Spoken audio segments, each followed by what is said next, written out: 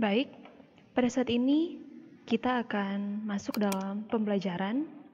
Materi pertama di kelas 11 adalah pendapatan nasional. Nah, apakah itu pendapatan nasional? Sebelum kita masuk dalam materi, kita akan melihat tujuan pembelajaran. Dengan mempelajari bab ini, Anda diharapkan mampu menjelaskan pengertian pendapatan nasional, menjelaskan manfaat pendapatan nasional, menjelaskan komponen-komponen pendapatan nasional, menghitung pendapatan nasional, dan terakhir menjelaskan pendapatan per kapita. Nilai dan karakter bangsa adalah kreatif, jujur, rasa ingin tahu, cinta tanah air, disiplin, dan semangat kebangsaan. Pengertian dari pendapatan nasional itu sendiri, saya memilih 3 para ahli, yaitu pertama, menurut Alfred Marshall, pendapatan nasional adalah tenaga kerja dan modal dari suatu negara yang mengolah sumber alamnya untuk memproduksi sejumlah neto, komoditi baik material dan imaterial termasuk jasa dan sejenisnya. Menurut Arthur Cecil Pigot, pendapatan nasional adalah bagian dari pendapatan objektif masyarakat, termasuk pendapatan yang berasal dari luar negeri yang dapat diukur dalam uang. Dan terakhir, menurut Irving Fisher, pendapatan nasional yang hakiki adalah neto yang langsung dikonsumsi tahun itu juga. Jadi kalau seandainya contoh tahun 2020, berarti itu adalah tahun neto yang akan dihitung. Nah, di dalam pendapatan nasional akan ada konsep-konsep yang berhubungan dengan pendapatan nasional itu sendiri. Pertama, Gross Domestic Product atau GDP singkatan dalam bahasa Inggris, dan dalam bahasa Indonesia adalah Produk Domestik Bruto atau PDB dalam bahasa Indonesia. Keterkaitannya sama, hanya saja istilahnya yang berbeda karena kalau Gross Domestic Product dalam istilah bahasa Inggris, kalau Produk Domestik Bruto dalam istilah bahasa Indonesia. Nah, merupakan jumlah produk berupa barang dan jasa yang dihasilkan oleh unit-unit produksi di dalam batas wilayah suatu negara selama setahun, termasuk yang dihasilkan oleh perusahaan asing, asalkan wilayahnya masih dalam wilayah suatu negara. Contohnya, terdapat perusahaan A dari Korea yang mempunyai cabang di Indonesia. Hasil produksinya dapat dihitung ke dalam GDP. Ataupun contoh lainnya adalah perusahaan-perusahaan yang ada di Indonesia. Kalau contoh di sini adalah perusahaan dari luar negeri, tetapi ada cabang di negara kita atau dalam satu wilayah, dan ditambah dengan perusahaan-perusahaan lokal.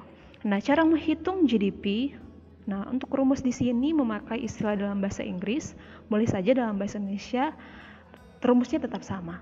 Nah, saat ini saya memakai istilah dalam bentuk bahasa Inggris atau GDP, Gross Domestic Product, adalah pendapatan warga negara Indonesia di dalam negeri ditambah dengan pendapatan warga negara asing di dalam negeri. Jadi hanya dalam satu wilayah. Kedua, Gross National Product atau GNP atau Produk Nasional Bruto atau PNB. Nah, merupakan nilai produk berupa barang dan jasa yang dihasilkan oleh penduduk suatu negara atau nasional selama setahun atau 1 tahun, termasuk yang dihasilkan oleh warga negara tersebut, yang dihasilkan di luar negeri. Contohnya, seperti seorang pria dari Indonesia yang menjual pakaian di Singapura. Hasilnya berupa barang dan jasa termasuk dalam GNP. Nah, perlu diingat, GNP menekankan pada aspek kewarganegaraan. Jadi kalau seandainya contoh para tenaga kerja Indonesia atau tenaga kerja wanita bekerja di perusahaan luar negeri, maka itu akan menambah juga GNP dari negara kita atau PNB dari negara kita. Nah, rumus untuk mencari GNP atau PNB adalah ada 3 rumus di sini. Rumus pertama, GNP sama dengan pendapatan warga negara Indonesia di dalam negeri ditambah dengan pendapatan warga negara Indonesia di luar negeri, atau GNP sama dengan GDP ditambah pendapatan warga negara Indonesia di luar negeri dikurangi pendapatan warga negara asing di dalam negeri. Atau rumus ketiga adalah JNP sama dengan GDP dikurangi pendapatan neto atas faktor dari luar negeri. Sebenarnya ketiga rumus di sini menghasilkan suatu nilai yang sama, akan tetapi disesuaikan dengan nilai-nilai yang akan dihasilkan nanti atau nilai-nilai yang akan diperlihatkan nantinya, sesuaikan dengan soal yang diberikan kalau seandainya ada soal latihan. Nah, lanjut. Ketiga adalah Net National Product atau NNP atau Produk Nasional Neto. Merupakan hasil dari nilai dari JNP atau GNP yang telah dikurangi dengan penyusutan modal dalam proses produksi. Inti dari NNP merupakan konsep pendapatan nasional yang dilihat dari laba yang diperoleh. Karena tujuan dari NNP adalah mencari neto atau nilai bersih dari satu produksi. Nah, berikut adalah rumus mencari NNP. Net National Product sama dengan GNP dikurangi penyusutan. Kata lain dari penyusutan adalah depresiasi. Jadi sekali lagi kata lain dari penyusutan adalah depresiasi atau penurunan. Penurunan suatu nilai barang atau jasa. Keempat, Net National Income atau NNI atau pendapatan nasional. NNI ini menghitung pendapatan nasional berdasarkan jumlah barang jasa yang diterima oleh masyarakat sebagai pemilik faktor produksi. Jika ditulis dalam rumus sebagai berikut. Nah, rumusnya adalah NNI sama dengan NNP dikurangi pajak tidak langsung ditambah dengan subsidi. Nah, pajak tidak langsung di sini harus dikurangkan karena tidak mencerminkan balas jasa atas faktor produksi. Karena ini berkaitan dengan pendapatan nasional berdasarkan balas jasa. Kenapa pajak tidak langsung itu harus dikurangi? Karena tidak ada balas jasa atas faktor produksi.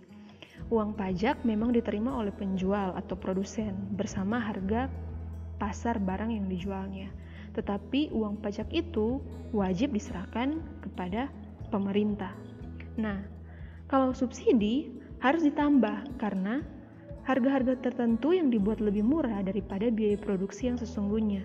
Misalnya untuk subsidi barang, harga pupuk, BBM, atau beras. Karena berkaitan dengan pendapatan nasional, yaitu pendapatan nasional neto, maka pajak tidak langsung itu harus dikurangi dan subsidi harus ditambah, disesuaikan dengan kebutuhan. Kelima, personal income atau PI atau pendapatan perseorangan. Nah, di dalam pendapatan nasional, kita juga harus melihat pendapatan perseorangan di suatu negara itu berapa. Nah, PI ini juga bagian dari pendapatan nasional. PI ini menghitung jumlah pendapatan yang diterima setiap orang, tetapi harus dikurangi dengan laba ditahan, iuran asuransi, iuran jaminan sosial, dan ditambah dengan pembayaran pindahan atau transfer payment. Pendapatan perseorangan dapat ditulis dalam rumus sebagai berikut. PI sama dengan NNI ditambah transfer payment dikurangi dengan laba ditahan, iuran asuransi, iuran jaminan sosial, dan pajak perseroan. Nah, kalaupun seandainya diperhadapkan dengan perhitungan pendapatan perseorangan, tetapi yang di dalam sini, contoh, laba ditahan tidak ada, maka itu tidak akan mempengaruhi, tetap harus disesuaikan dengan kebutuhan atau data-data yang tersedia. Nah, contohnya iuran asuransi tidak ada, tetapi laba ditahan ada, iuran jaminan sosial ada, tetapi pajak perseroan tidak ada. Maka otomatis harus disesuaikan dengan data yang diberikan. Jadi kalau seandainya satu tidak ada, kita tidak boleh pusing-pusing lagi harus bagaimana mencarinya. Disesuaikan saja dengan data yang diberikan. Keenam, disposable income atau pendapatan yang siap dibelanjakan merupakan pendapatan yang siap untuk dimanfaatkan untuk membeli barang dan jasa beserta tabungan yang disalurkan menjadi investasi, tetapi harus dikurangi pajak langsung. Pajak langsung adalah pajak yang bebannya tidak dapat dialihkan oleh orang lain, contohnya pajak pendapatan atau pajak pertambahan nilai atau pajak penghasilan. Nah, DI dapat ditulis dalam rumus berikut. DI sama dengan PI dikurangi pajak langsung. Nah, dari komponen-komponen pendapatan nasional, dimulai dari JNP sampai dengan PI, maka kita harus teliti. Seandainya yang dicari adalah disposable income, maka perhitungannya harus dimulai dari GDP.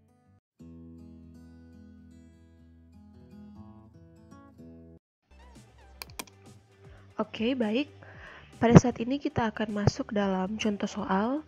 Contoh soal bisa kita lihat di bagian kiri. Di sini, data pendapatan nasional suatu negara dalam ribuan rupiah. Gross domestic product-nya sudah diketahui.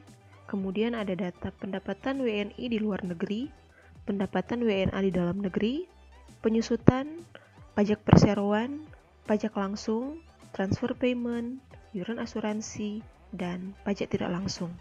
Yang menjadi pertanyaan di sini adalah besar disposable income. Nah, kita lanjut pada pembahasan. Pembahasannya bisa kita lihat untuk kotak yang berwarna kuning dengan tulisan putih itu adalah rumus dari konsep-konsep pendapatan nasional. Nah, langsung dengan GNP karena GDP-nya sudah diketahui senilai Rp53.000. GNP-nya adalah 53.000 ditambah dengan 950 dikurangi 350, hasilnya adalah 53.600. Setelah GNP sudah diketahui, kita lanjut pada NNP. 53.900 adalah nilai dari GNP, dikurangi dengan 520, hasilnya adalah 53.380.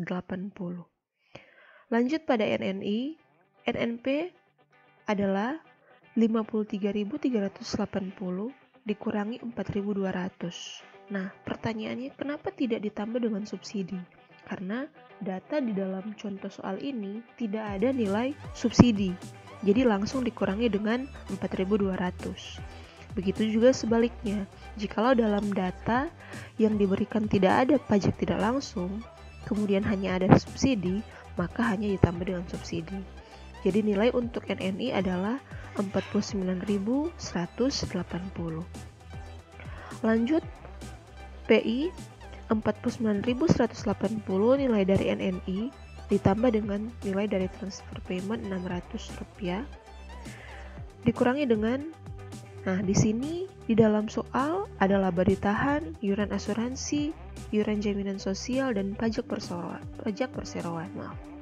Nah, di sini hanya ada dua nilai, yaitu 650 nilai dari iuran asuransi dan 230 nilai dari pajak perseroan.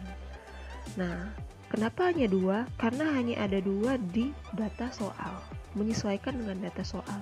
Kalau hanya ada dua, maka cuma dua yang akan ditambah dan merupakan bagian dari pengurangan untuk personal income atau PI. Jadi nilainya adalah Rp48.900. Lanjut pada DI, Rp48.900 dikurangi dengan nilai dari pajak langsung, yaitu 950. Hasilnya adalah 47.950. Demikian dengan contoh soal konsep-konsep pendapatan nasional. Intinya adalah kita harus teliti dalam melihat nilai-nilai yang ada dalam data yang diberikan. Untuk perhitungannya, saya kira adalah perhitungan yang sangat gampang karena hanya akan menambah dan mengurangi suatu nilai. Jadi harus perhatikan nilai mulai dari GDP, GNP, NNP, NNI, PI, dan DI. Jikalau yang ditanya adalah DI.